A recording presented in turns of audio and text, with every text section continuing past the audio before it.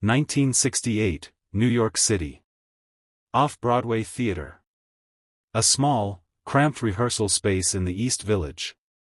Two actors meet for the first time. Both unknown. Both struggling. Both hungry for something real. Al Pacino. 28 years old. Intense.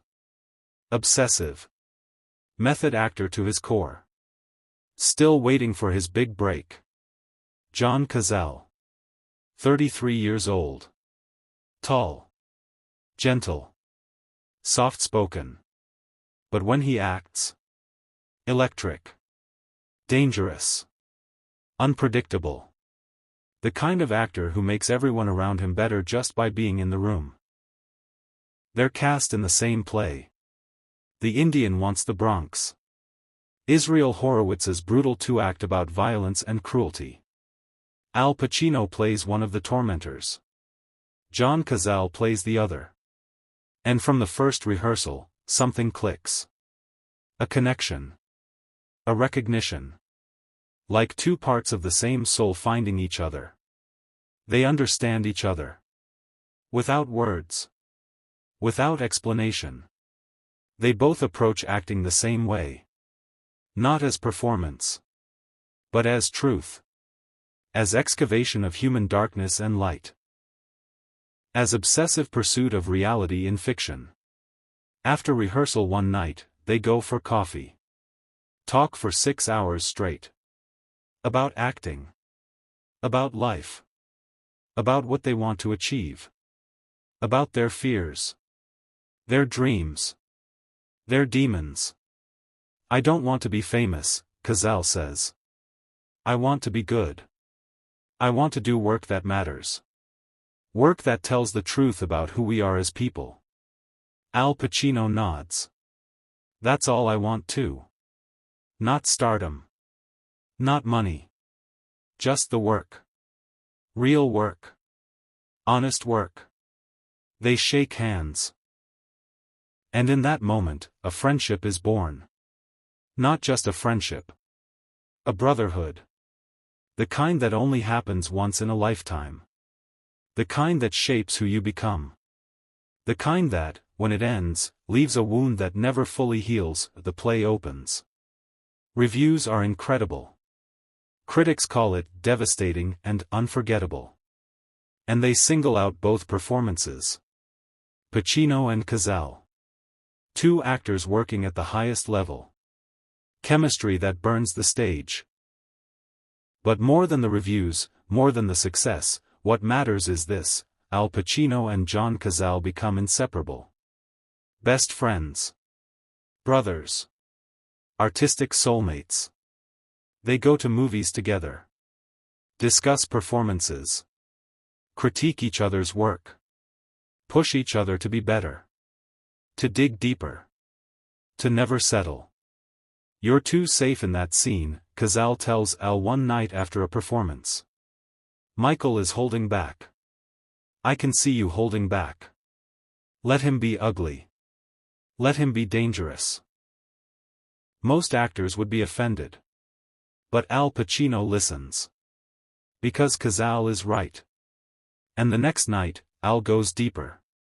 Darker. More truthful. And the scene is better. Because Cazale pushed him there. They do this for each other. Constantly. No ego. No competition. Just two artists making each other better. That's the foundation of their friendship. Mutual respect. Mutual dedication to the work. 1971. Francis Ford Coppola is casting The Godfather. Looking for Michael Corleone.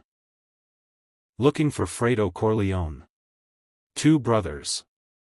One strong, one weak. One cold, one warm. One who will inherit everything, one who will betray everything. Al Pacino auditions for Michael. Coppola sees it immediately. That's Michael Corleone. That intensity. That transformation from good to evil. That slow burn into darkness. Al Pacino gets the role. And the first thing he does? Calls John Cazale. Johnny, they're still casting Fredo. You should audition. I don't know, Al. That's a big film. Major studio. I'm more of a theater guy. So am I. But this is good. The script is good. Coppola is good. And if we're both in it, we can make it even better. Together. Like always. Cazale auditions. And Coppola sees it immediately. That's Fredo.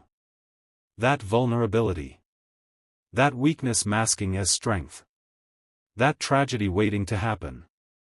Cazale gets the role. And for the first time, Al Pacino and John Cazale are going to work together on a major film. Two brothers on screen. Two brothers off screen. Life imitating art. Art imitating life, The Godfather set. 1971, Al Pacino and John Cazale spend every moment together. Between takes. During lunch. After wrap.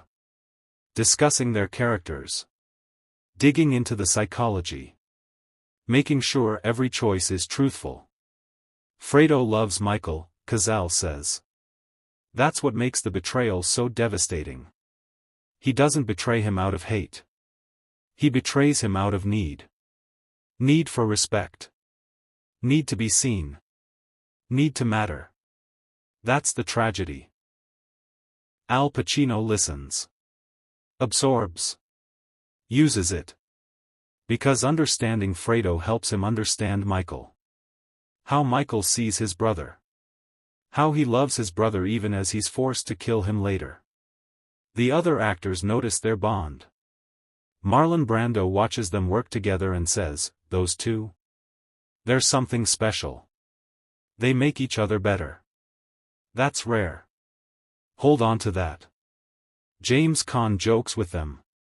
You two are like an old married couple. Finishing each other's sentences. Reading each other's minds. And it's true. They do read each other's minds. On set and off. They're connected in a way that goes beyond friendship. Beyond brotherhood. They're soulmates. Artistic. Personal. Spiritual. Complete, The Godfather is released. 1972, phenomenon. Cultural earthquake. Both Al Pacino and John Cazale are now known. Recognized. Celebrated. But success doesn't change their friendship.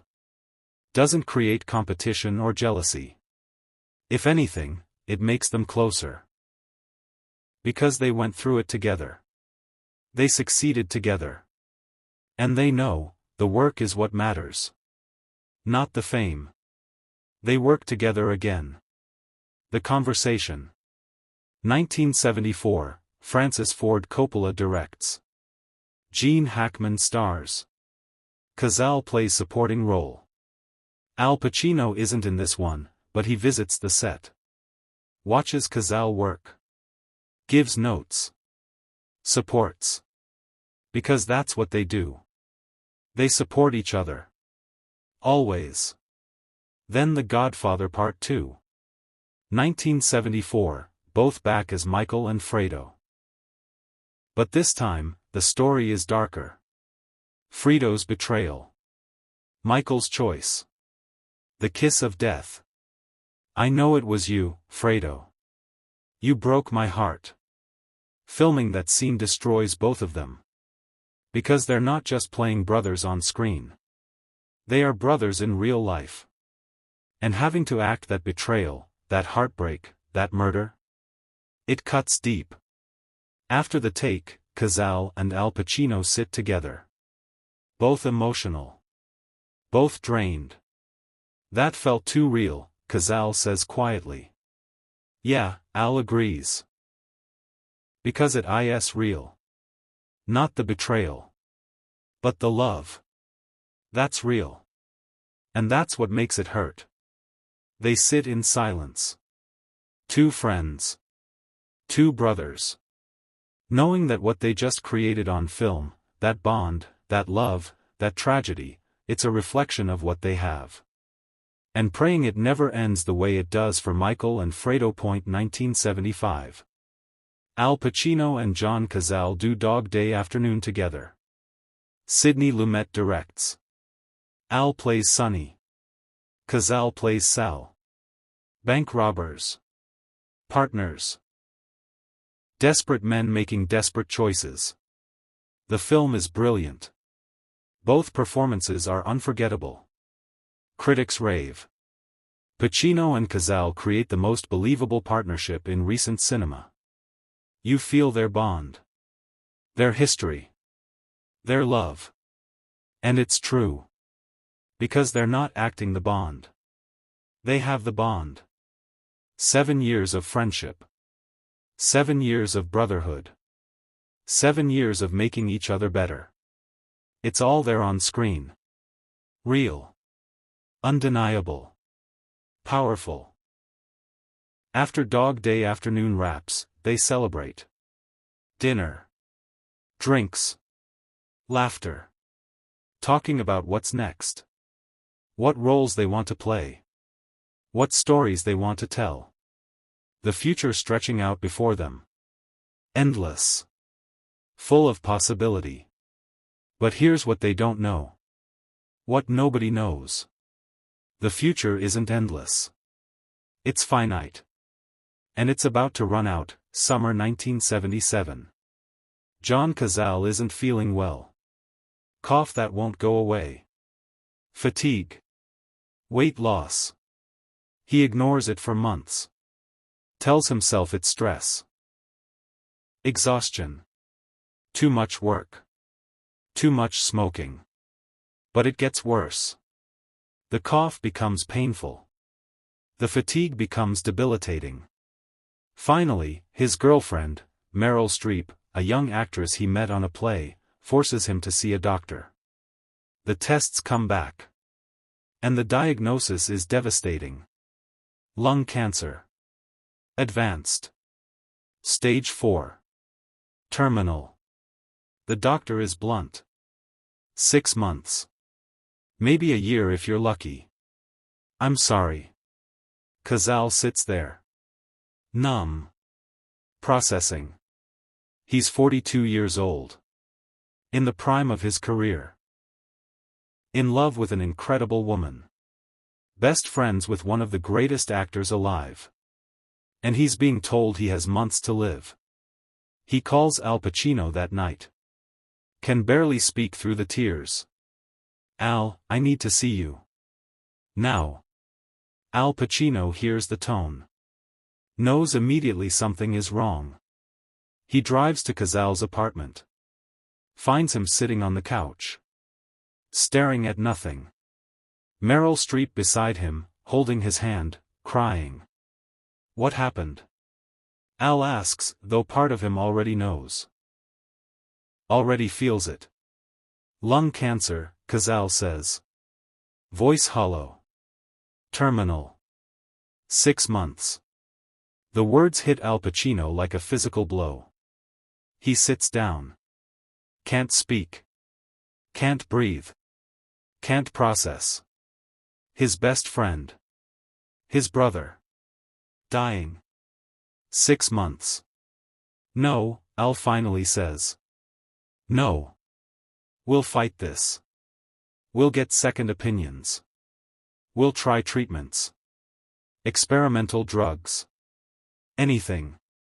You're not dying, Johnny. You're not. But Cazale just shakes his head. The doctor was clear, Al. It's everywhere. Lungs. Lymph nodes. Bones. There's no fighting this. There's only time. And not much of it. Al Pacino breaks. Actually breaks. Starts crying. Not quiet tears. Sobs. Because this man, this brilliant, gentle, beautiful soul, is being ripped away from him. And there's nothing he can do to stop it. They sit together. The three of them. Al, Johnny, and Meryl. Holding each other. Crying. Not saying much. Because what is there to say? What words exist for this kind of loss? This kind of tragedy? But here's what John Cazale does next. Something that shows exactly who he is. What he's made of. What acting means to him. He decides to keep working. I'm not going to spend my last month sitting around waiting to die, he tells Al and Meryl. I'm going to act. I'm going to work. I'm going to do what I love until I can't do it anymore. There's a film. The Deer Hunter. Michael Cimino directing. Robert De Niro starring. They want Cazale for a supporting role. Stan. A weak man. A tragic figure. Perfect for Cazale's talents. He auditions.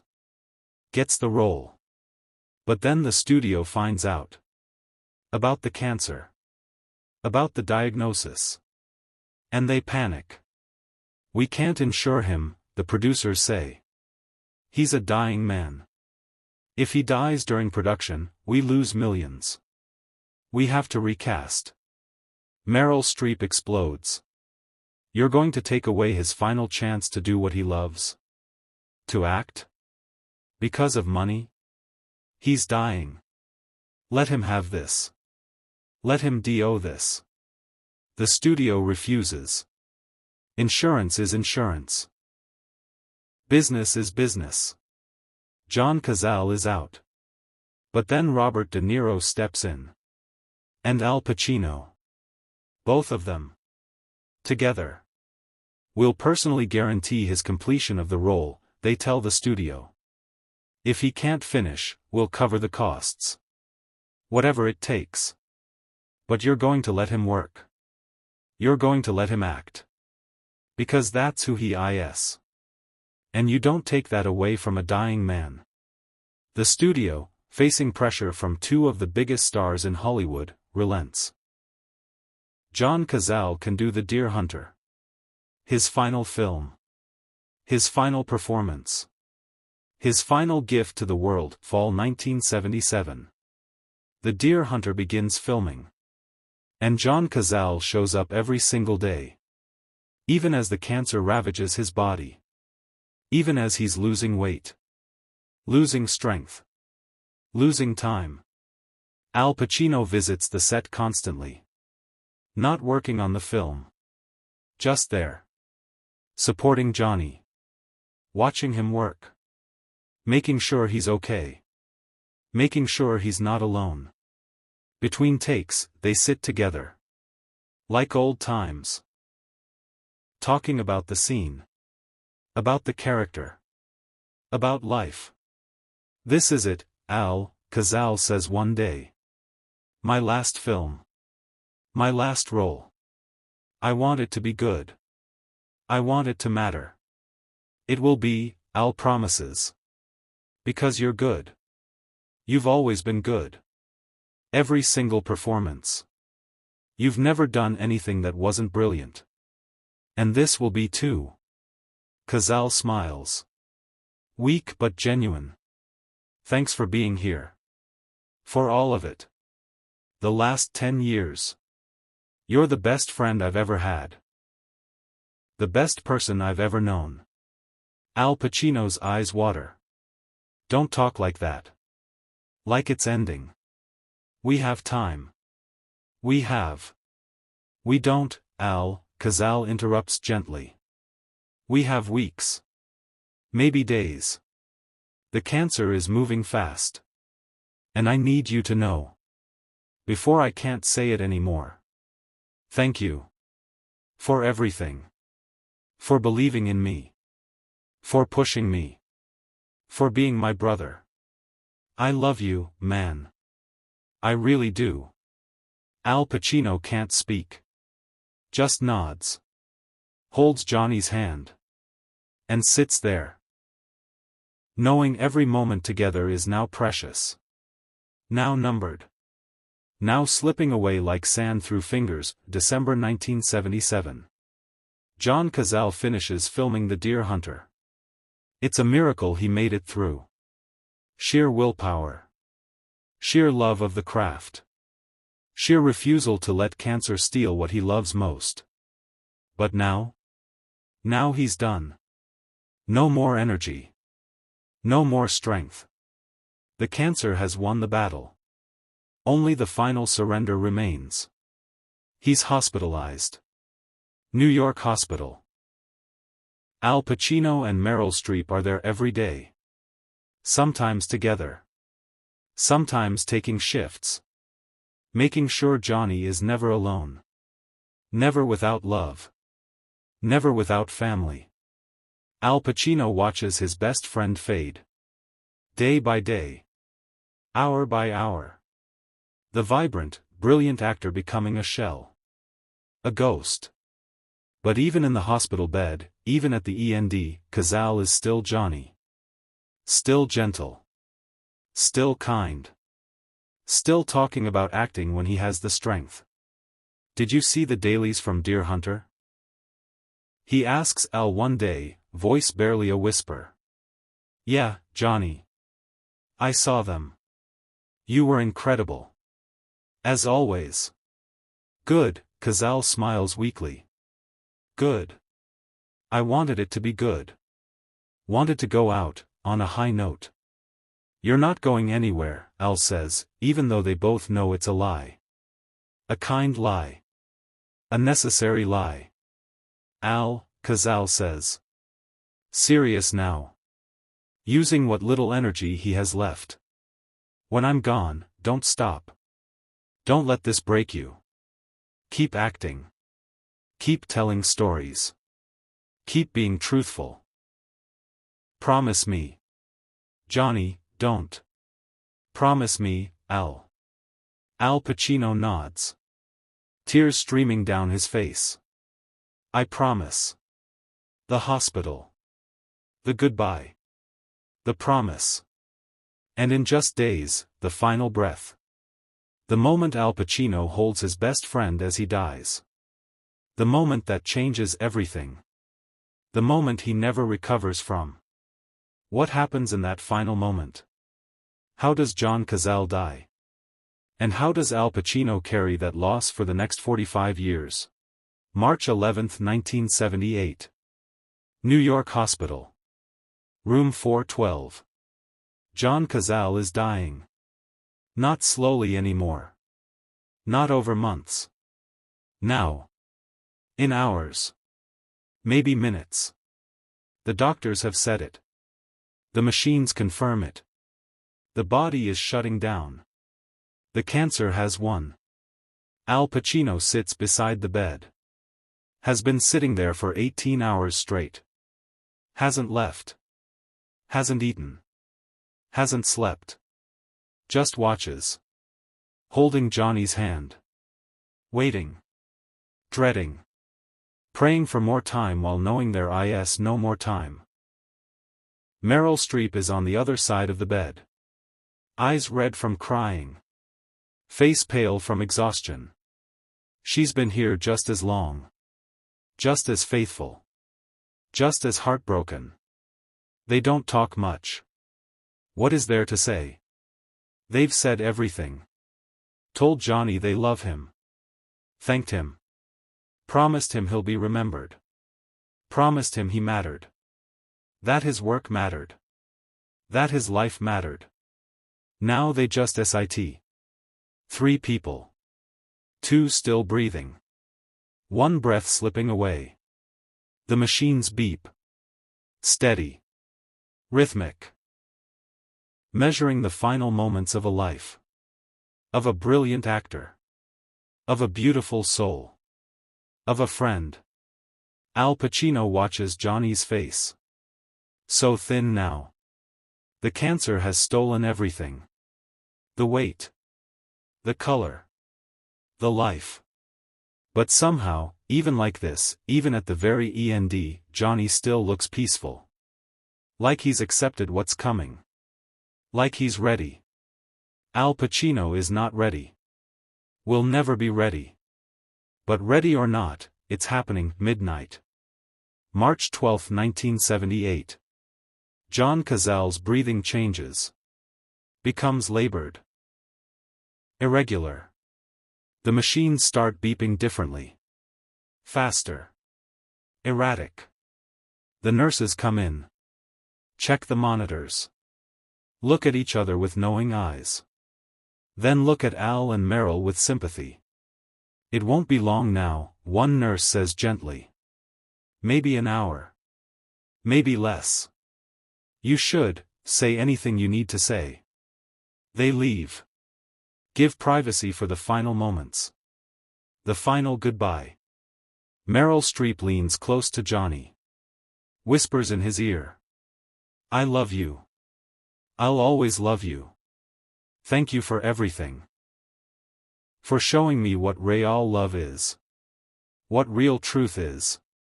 Rest now. It's okay to go. We'll be okay.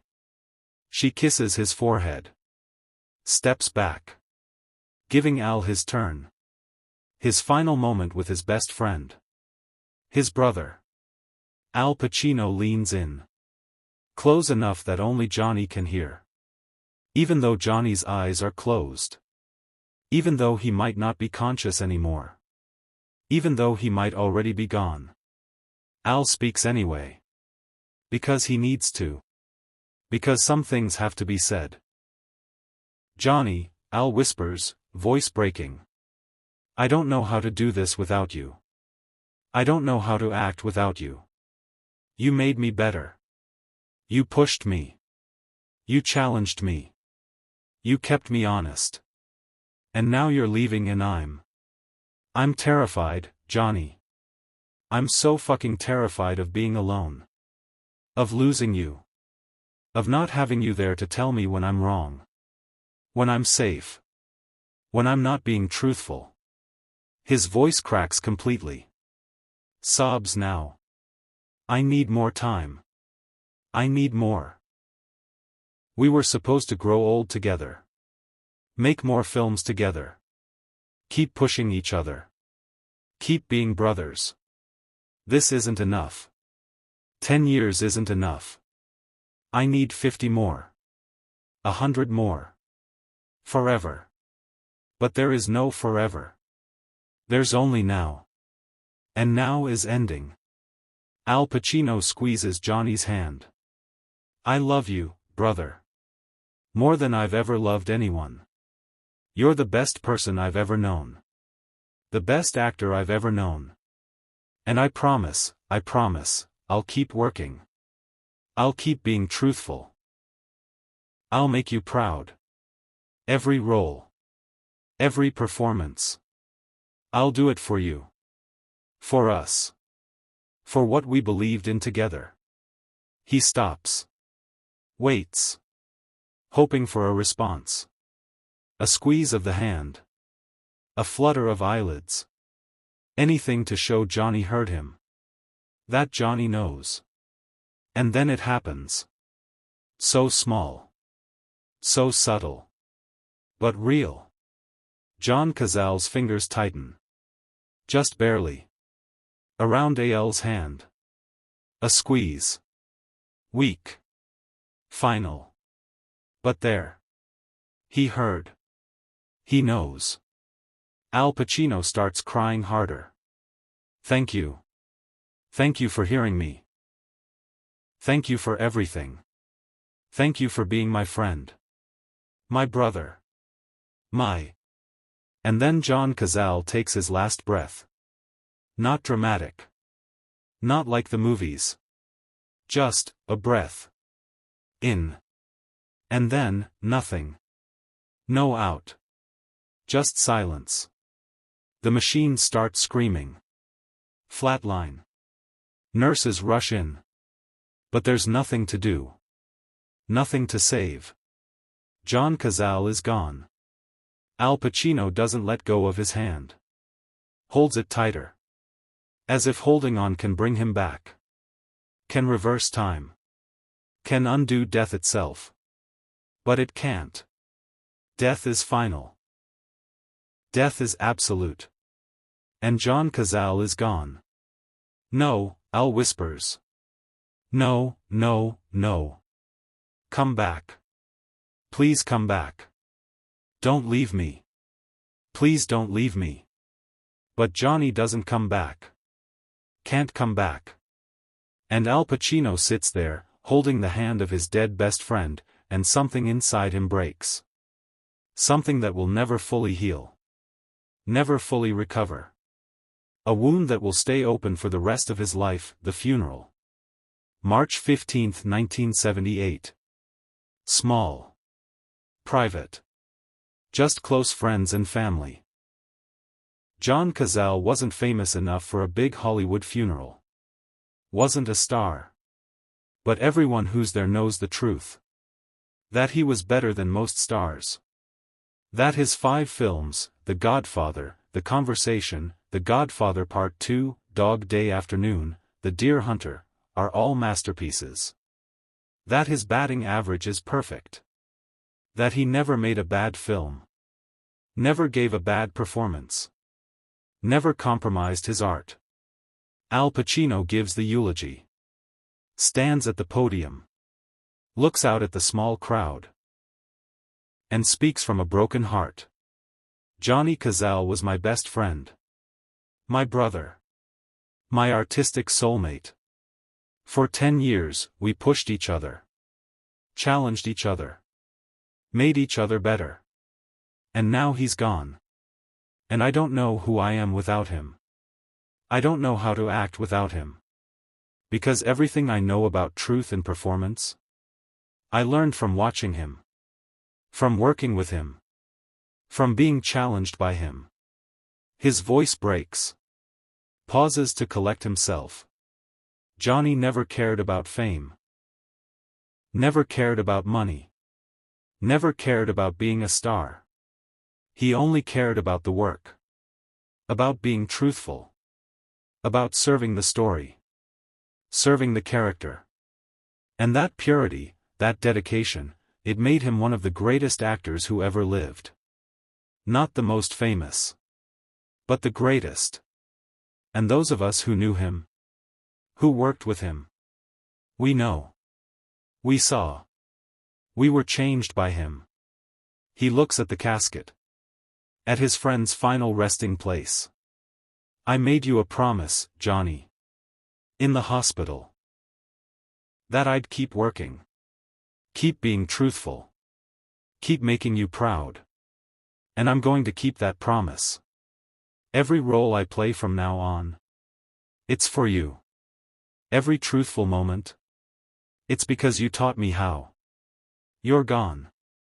But you're not forgotten. Not by me. Not ever. I love you, brother. Rest in peace. He can't continue. Just stands there crying. Robert De Niro comes up. Helps him off the stage. Holds him while he sobs. Because they all loved Johnny. But nobody loved him like Al did.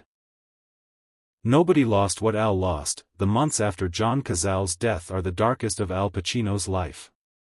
He can't work. Can't focus. Can't function. Depression consumes him. Grief suffocates him. He stays in his apartment for weeks. Doesn't answer the phone. Doesn't see friends. Just sits there. Replaying memories. Remembering Johnny's laugh. His voice. His presence. Directors call. Offer him roles. Big films. Big money. Al turns them all down. I can't. Not yet. I'm not ready. His agent worries. Al, you need to work. You need to get back out there. Johnny wouldn't want you to give up. Don't tell me what Johnny would want, Al snaps.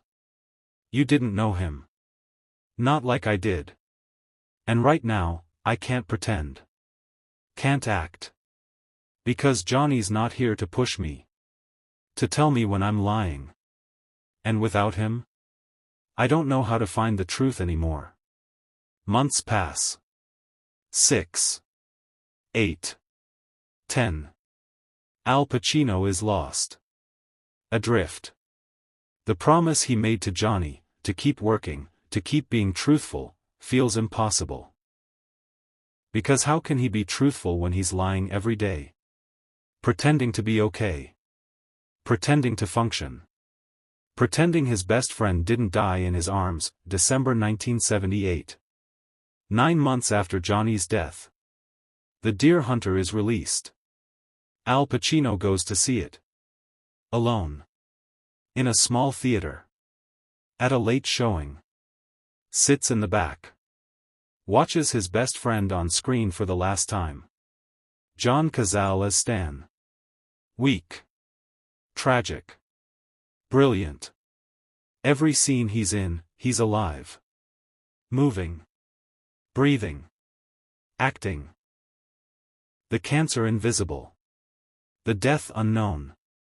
Just a performance. Pure. Truthful.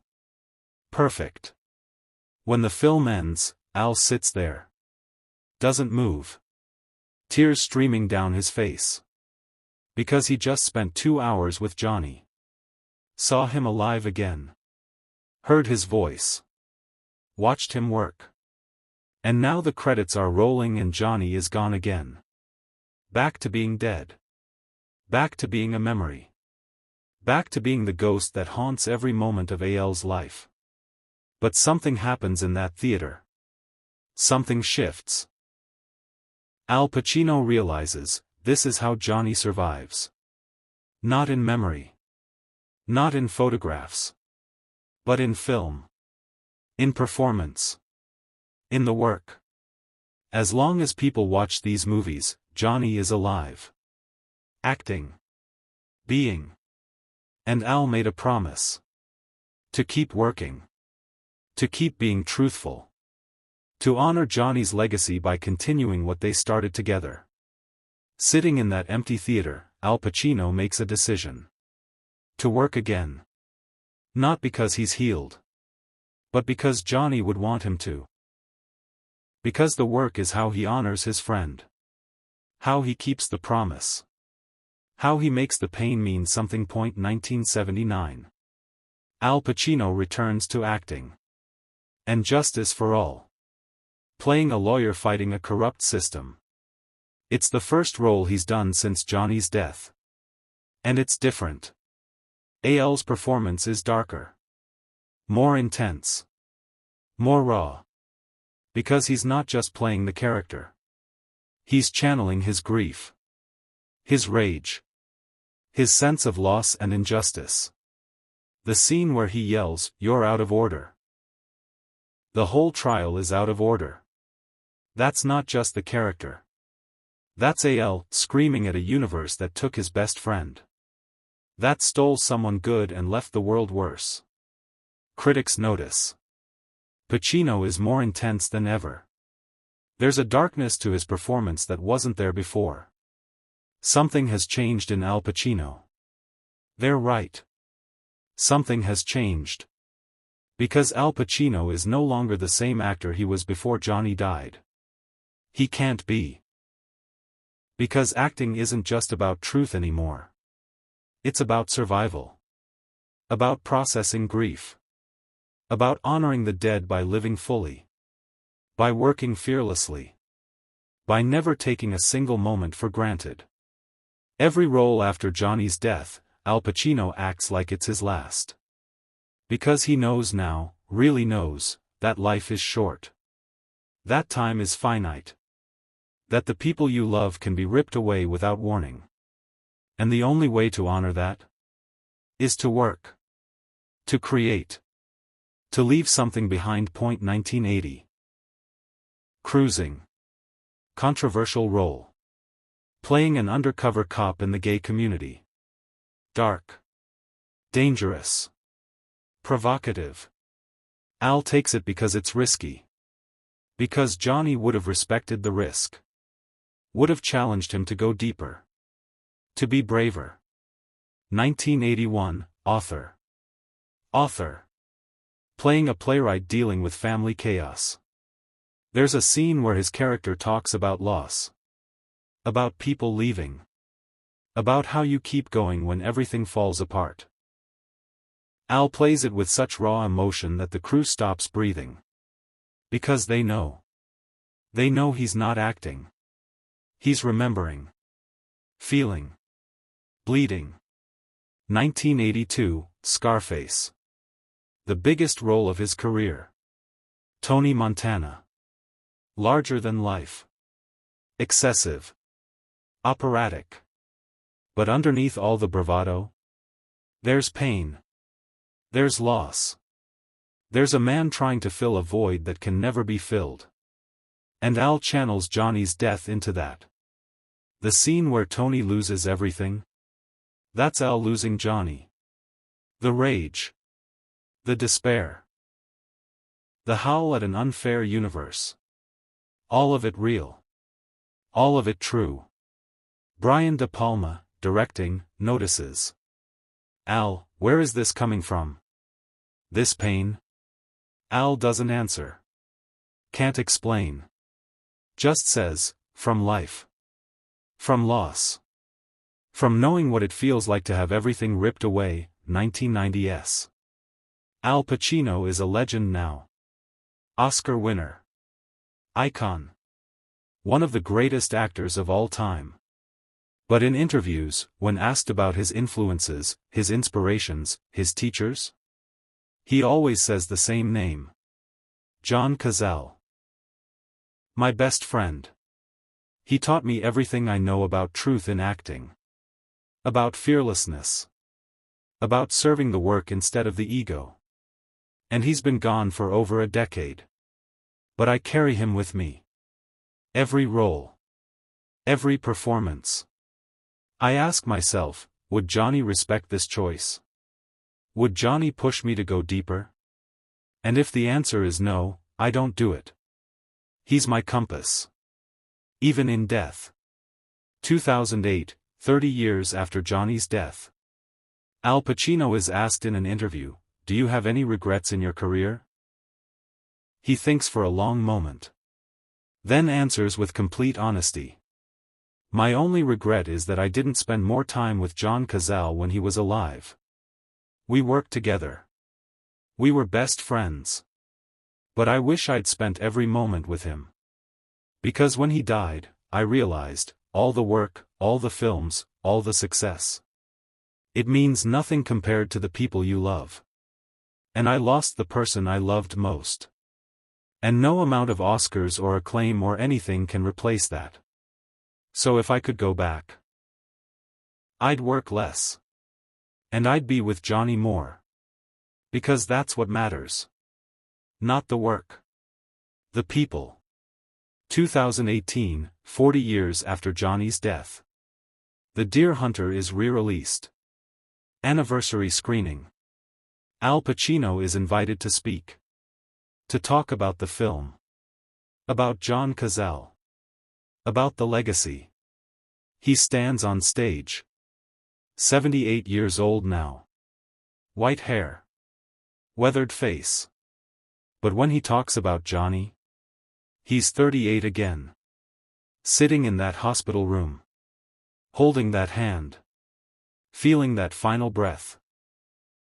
I think about Johnny every day, Al says, voice shaking.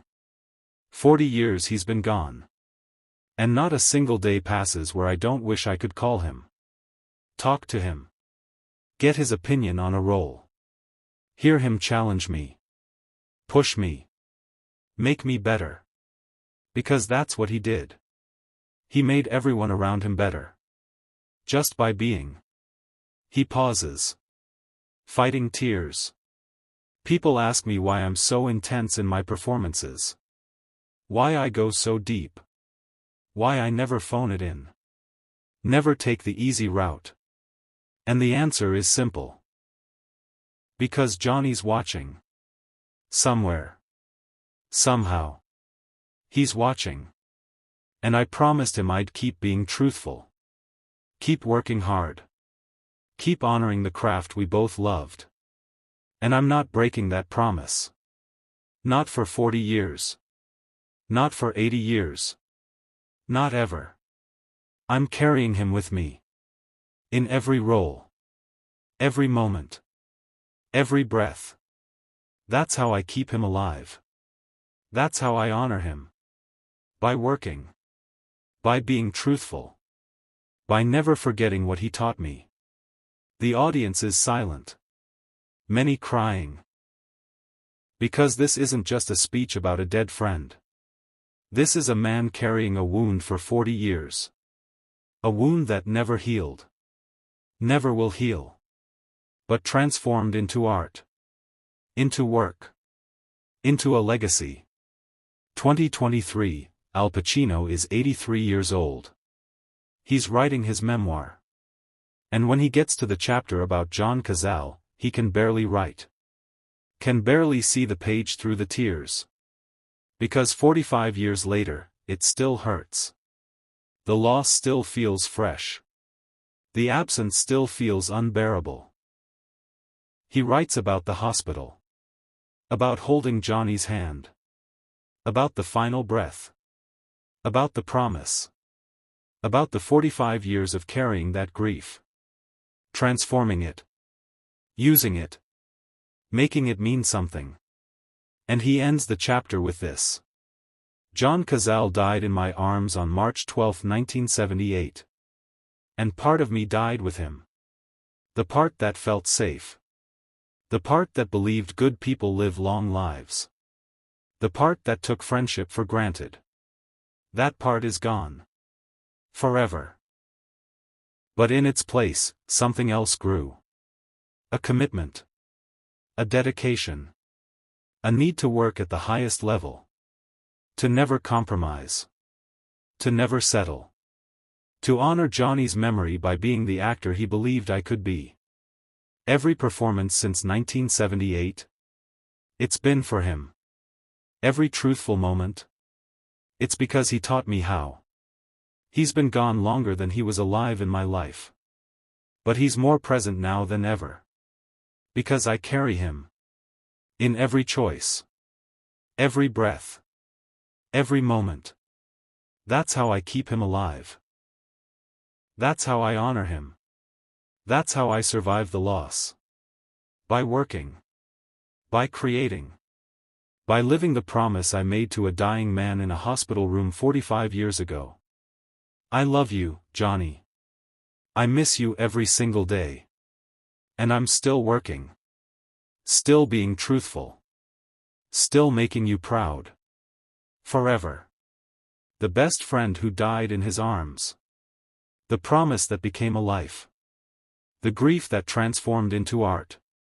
This is the story of Al Pacino and John Cazale. Two brothers. Two artists. Two souls bound together by love of craft. And when one left, the other carried him. For 45 years. In every role. Every performance. Every breath. March 12, 1978. John Cazale died. But he never left. Because Al Pacino refuses to let him go. Refuses to forget. Refuses to break the promise. That's not just friendship. That's love. The kind that survives death. The kind that transforms grief into greatness. The kind that makes every performance a memorial. Every truthful moment a prayer. And that's why Al Pacino never acted the same after that day. Because he wasn't acting for himself anymore. He was acting for two. For the living and the dead. For the present and the past. For Al and Johnny. Forever.